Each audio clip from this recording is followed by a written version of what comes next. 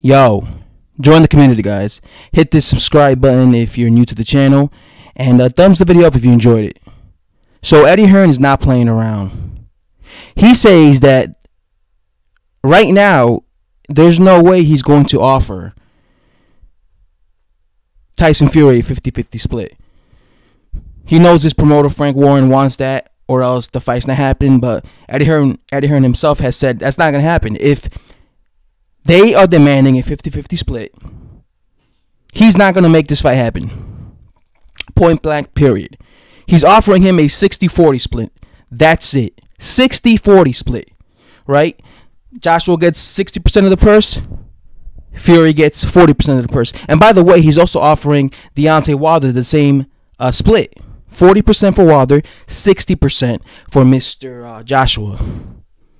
That's the split that Eddie Hearn is saying. All right. I personally think that's a fair split. I mean, especially for somebody like Wilder. You know, Eddie Hearn is saying he'll give Wilder a 40% split from a 60% split. I think that's a great split for somebody like Wilder, because Wilder's a guy that honestly doesn't deserve to be making this much money when he faces Anthony Joshua, because he's not a big pay-per-view star like that. So he should be happy that he's getting this amount of money, you know, because he's going to be making a lot of money versus Anthony Joshua. Right? When it comes to Tyson Fury, this man has been inactive for several years. You know, he hasn't done anything big since the Wilder fight, and before that, he didn't do anything big since beating Vladimir Klitschko.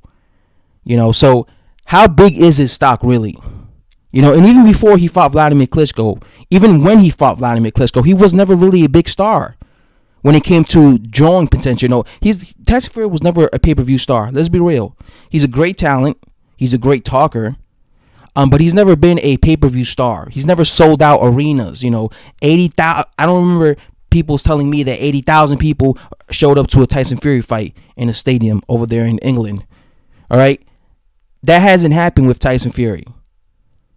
If you think about it, he's kind of like in the same. I think he's as popular as Dillian White. The difference is he's way more accomplished than someone like Dillian White. Because unlike Dillian White, at least he's won belts before, right? He was a unified champion, so he has that over Dillian White. So you could maybe offer Dillian White less money than you would offer Tyson Fury, or a less percentage of the purse split, just because Tyson Fury was a former unified champion. But then again, Dillian White has been way more active. Like I said, I think the only way maybe he could demand a 50-50 split is if either he would have beaten Wilder and then, like, say, beat Dillian White, or if he just straight up beats Anthony Joshua. That's really it. Right? Same thing goes for Wilder. If Wilder wanted to demand a 50-50 split against Joshua, he needs to beat him. That's what I'm saying. If he beat him in the rematch, he'll be the A side. Then he can say, hey, I beat Joshua in front of 80,000 people on pay-per-view that sold like 2.5 million pay-per-view buys, and now I'm the undisputed heavyweight champion of the world. You better give me 50-50 split, or else the rematch ain't happening. You know, or he's probably going to be obligated because there's probably going to be a rematch clause. But still, you have way more power if he actually managed to beat Anthony Joshua. So, and I feel the same way about Tyson Fury. If Tyson Fury were to beat him, then in the rematch clause, he could be demanding way more money, right? Because they could be like, hey, I beat him on pay-per-view in front of all these people. I'm the undisputed heavyweight champion of the world. I'm the number one guy in the heavyweight division. You better pay me way more money than you did in the first fight. That's what I'm saying.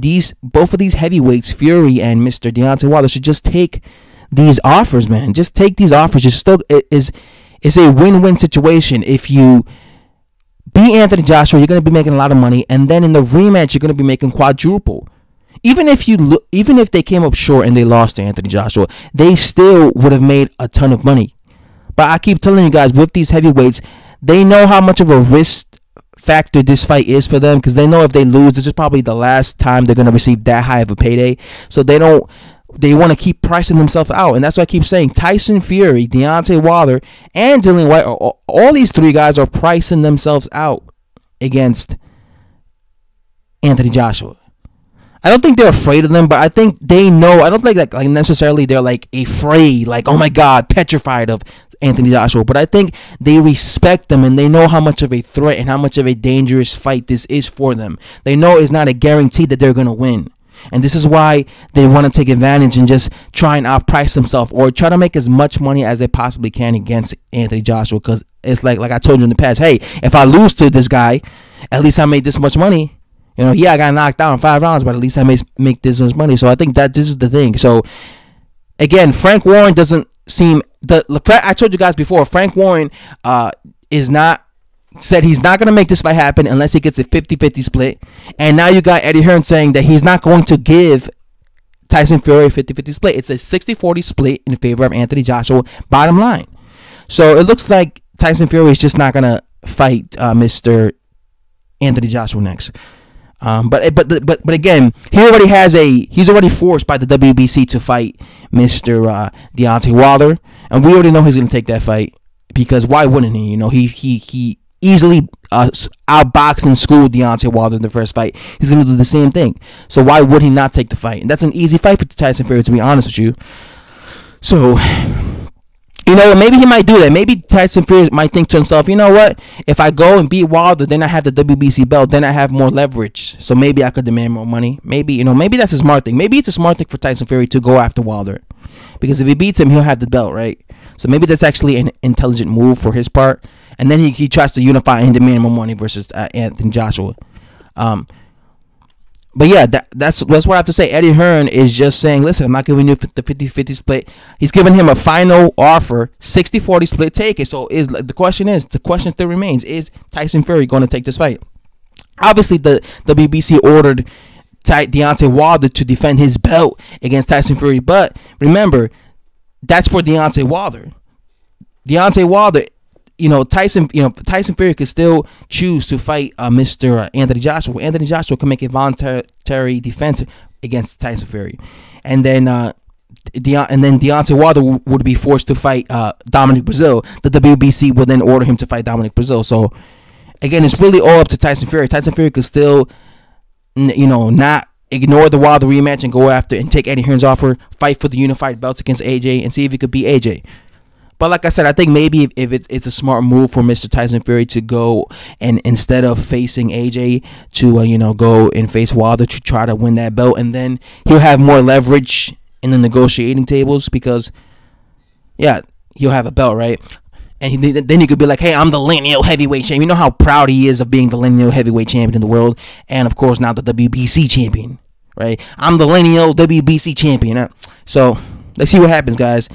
Anyway, guys, thanks for watching. If you're new to the channel, subscribe. If you enjoyed the video, thumbs up the video up. I really do appreciate it. Bye-bye.